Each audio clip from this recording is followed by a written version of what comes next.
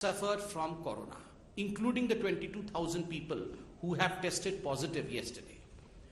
बंधुगण, ये देश का दूसरा राज्य बनता है महाराष्ट्र के बाद। महाराष्ट्र में 62 लाख लोग हैं जिनको कोरोना हुआ है और केरल में 33 लाख है।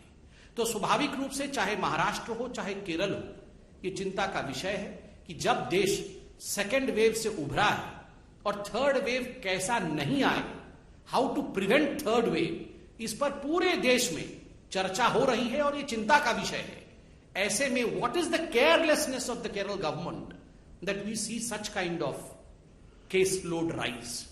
क्या गड़बड़ी हुई है केरल में, ये जानना पड़ेगा। आपको पता होगा कि बीच में कांवड़ यात्रा के समय एक बहुत बड़ी चर्चा देश के मीडिया में और देश के राजनीतिक हलकों में हुई थी और ये चर्चा थी कि कांवड़ यात्रा को बंद करना चाहिए। देखिए, बहुत ही दायित्ववान बनते हुए, बहुत ही जिम्मेदारी के साथ, चाहे उत्तराखंड की सरकार हो चाहे उत्तर प्रदेश की सरकार हो, किस प्रकार से लोगों के जान को बचाना है, इस विषय को लेकर इन दोनों सरकार आगे बढ़ी। सुप्रीम कोर्ट ने जो भी हिदायतें दी उसका पालन किया गया, मगर बकरा ईद के समय जो रिलैक्सेशन 3 दिन का केरल सरकार ने दिया, उस पर सुप्रीम कोर्ट ने भी चिंता जताई थी और सुप्रीम कोर्ट ने कहा था, we direct Kerala government to give heed to article 21, read with article 144 of the constitution of India and follow our orders given in the Kanwar Yatra case.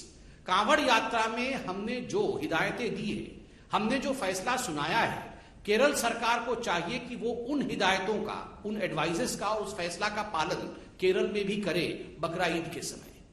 मगर दुख के साथ मुझे कहना पड़ रहा है, तुष्टीकरण की राजनीति जीती और सुप्रीम कोर्ट के इस हिदायत को केरल की सरकार ने पालन नहीं किया। नतीजा 22,000 केस आज केरल के अंदर आए हैं। नतीजा आज केरल एक दूसरे वेव की ओर बढ़ रहा है। ये तुष्टीकरण, आप सोचिए किस हद तक हमारे राजनेताओं को क्या क्या करा सकता है। मुझे तकलीफ हो रही है कहते हुए कि आज कोई भी ऐसा पॉलिटिकल पार्टी नहीं है, बीजेपी को छोड़कर, जो केरल के इस परिस्थिति पर चिंता व्यक्त करे और जो केरल को और हमारे तथाकथित लिबरल पॉलिटिशियंस को, जो तुष्टीकरण की आड़ पर अपने आप को लिबरल कहते हैं, उनको आईना दिखाने का काम करे। मैं धन्यवाद करता हूं मीडिया का, जिन्होंने इस विषय को आज अखबार के माध्यम से और आज न्यूज के माध्यम से उठाया है और हमें जागरूक करने का काम किया है। ठीक उसी प्रकार आप राजस्थान में देखिए, आपको जान के आश्चर्य होगा कि राजस्थान में उनके जो स्वास्थ्य मंत्री हैं, खुद स्वास्थ्य मंत्री रघु शर्मा जी, वो कल अपना जन्मदिन मनाते हुए इंदौर के ऑडिटोरियम में, इंदौर शहर के ऑडिटोरियम, एक इंडोर ऑडिटोरियम है राजस्थान में, तो उस इंडोर ऑडिटोरियम में वो अपना जन्मदिन मना रहे हैं और सैकड़ों लोगों को उन्होंने उसमें हाजिर किया है। अभी यह भी मीडिया में चल रहा है कि मंत्रिमंडल का फेरबदल राजस्थान में हो सकता है। तो शक्ति प्रदर्शन करने के लिए कि हमारे पास ज्यादा लोग हैं, यह दिखाने के लिए रघु शर्मा जो स्वास्थ्य मंत्री हैं, वो जिस प्रकार का व्यवहार कर रहे हैं, सैकड़ों लोगों को कहीं ना कहीं वो खतरे में डाल रहे हैं कोविड रिस्ट्रिक्शंस हटा करके। स्कूल कॉलेजेस राजस्थान में बंद है, किंतु आप देखिए राजस्थान में खुद स्वास्थ्य मंत्री और उनकी सरकार लोगों की जान को खतरे में डाल रही है। और वैसे में आज राहुल गांधी और कुछ विपक्ष के नेता जब सवाल पूछने संसद के पटल को छोड़ करके संसद के बाहर आते हैं और सवाल पूछते हैं, तो इन सवालों का जवाब जनता भी देना चाहती है और हम भी चाहते हैं इन सवालों का जवाब राहुल गांधी को दिया जाए।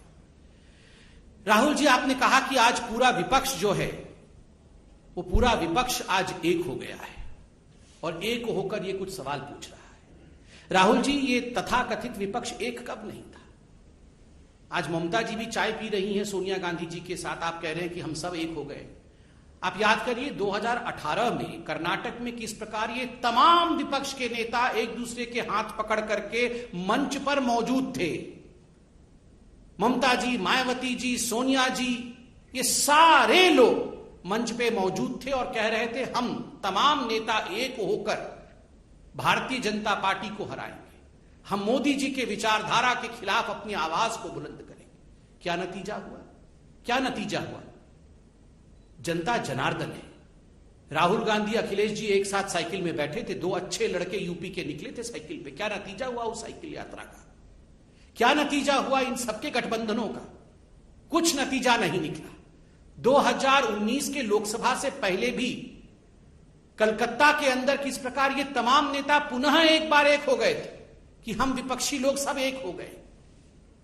क्या चाहते हैं ये जो विपक्ष है, जिनको आज आप देख रहे थे, ये क्या चाहते हैं? ये इन तमाम लोगों की एक ही मंशा है, अपने परिवार को बचाने की। बस आपको क्या लगता है अखिलेश यादव जी की पार्टी क्या चाहती है कि भारत का जो है स्वर्णिम युग वापस आ जाए? कदाचित नहीं। वो सिर्फ इतना चाहते हैं कि हमारे बच्चे कैसे सेटल हो जाएं।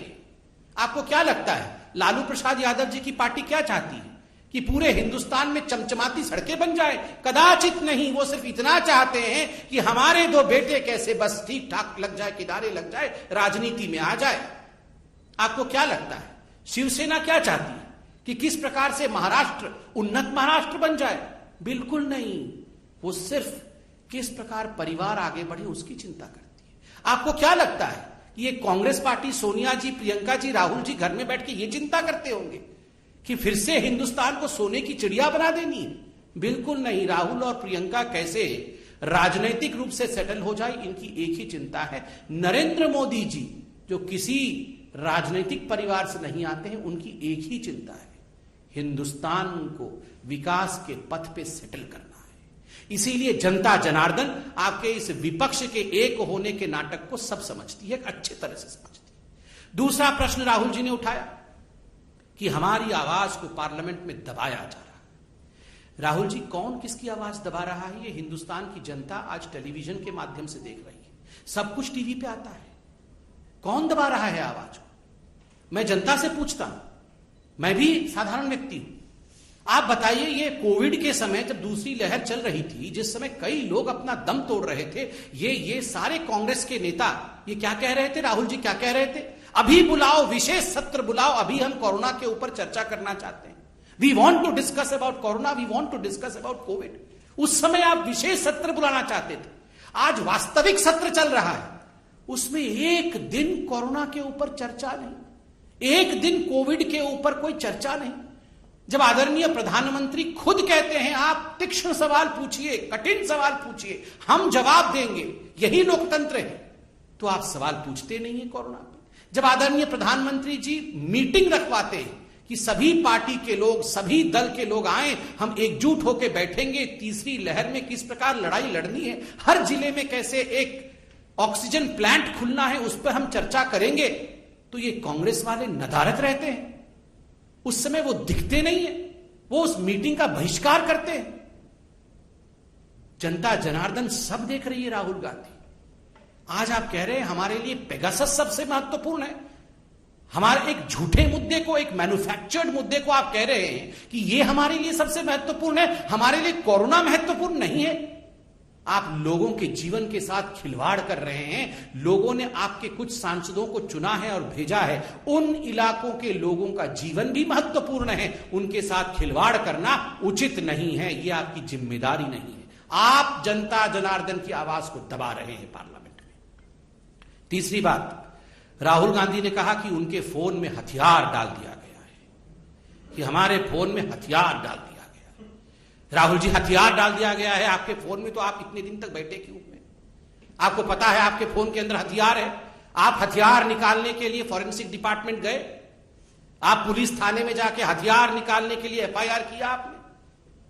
आप बताइए, आपको अगर हम में से किसी को पता चल जाए कि हमारे फोन के अंदर हथियार है, तो हम हाथ पैर धर के घर में बैठेंगे? बिल्कुल नहीं। हम जाके हथियार निकालें? कोई हथियार नहीं है।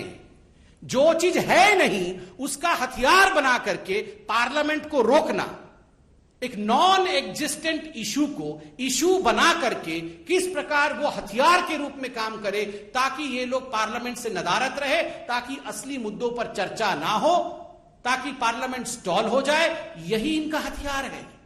आज भी इस मंच से मैं कहना चाहूंगा, राहुल जी, आपके फोन में हथियार है तो तुरंत फोन को जाके पार्लियामेंट के थाना में आप सरेंडर करिए, हथियार निकलवाइए। हथियार रख के फोन में मत चलिए, ये अच्छी बात नहीं है। राहुल जी, आपने कहा कि हम पार्लियामेंट को डिस्टर्ब नहीं कर रहे हैं और पेगासस पे सरकार को चाहिए कि बिल्कुल उत्तर दे दे और हम अपनी जिम्मेदारी को पूरी कर रहे हैं पार्लियामेंट। राहुल जी, पेगासस पर ही आईटी मंत्री अश्विनी वैष्णव जी पार्लियामेंट में उत्तर दे रहे थे, लिखित उत्तर दे रहे थे, जो लिखा हुआ है उससे पढ़कर उत्तर दे रहे थे। आपके सभी प्रश्नों के, आपके सभी संशयों का उत्तर दिया जा रहा था। मगर आप लोगों ने क्या किया? आप लोगों ने कागज को आदरणीय मंत्री जी के हाथ से छीन करके फाड़ दिया, उसे हवा में उड़ा दिया, उसे फेंक दिया। यह जिम्मेदारी है? यह जिम्मेदारी नहीं है, यह गैर जिम्मेदाराना बिहेवियर है और यह लोकतंत्र की मर्यादाओं का छलनी उड़ाना है। यह लोकतंत्र की मर्यादाओं के साथ खिलवाड़ करना है। हम पार्लियामेंट में उत्तर दे रहे हैं, मंत्री खड़े हैं, उत्तर पढ़ रहे हैं, हाथ में से कागज छीन के फाड़ देना। Rahul ji, many leaders in the opposition have learned the same gimmicks that you used to follow in your party. We were reminded that day the way you had torn the ordinance of Dr. Manmohan Singh, the then Prime Minister. उस समय के प्रधानमंत्री doctor Manmohan Singh ji के ordinance को आपने जिस प्रकार फाड़ करके कागज को उड़ाया था ना, ठीक उसी प्रकार आपसे सीखकर आज कुछ आपके अनुयायी मंत्रियों के कागजों को संविधान के सबसे बड़े मंदिर के पटल पर फाड़ कर फेंक रहे हैं। यह जिम्मेदारी नहीं है। This is irresponsibility. But by the way, Rahul and responsibility can never travel together. Rahul means irresponsibility. Rahul का अर्थ ही इररेस्पॉन्सिबिलिटी। बंधुगण, ये सारे प्रश्न बहुत महत्वपूर्ण हैं। हर विषय पर अगर कहीं चर्चा होनी चाहिए, सख्त से सख्त अगर सवाल कहीं पूछना चाहिए, ये आदरणीय प्रधानमंत्री जी ने फर्स्ट डे बताया, पहले दिन में सत्र में बताया कि पार्लियामेंट में होना चाहिए। पार्लियामेंट पूरा हिंदुस्तान आज टीवी के माध्यम से देखती है। क्या हो रहा है पार्लियामेंट में? कागज उड़ाया जा रहा है, प्लेकार्ड्स दिखाए जा रहे हैं। आज जनता पूछती है कोविड पे चर्चा ऑपोजिशन क्यों नहीं कर रही है? We expect the opposition, we expect particularly the Congress party and Rahul Gandhi to be responsible. यही हमें कहना था। कोई प्रश्न हो तो अवश्य पूछिए।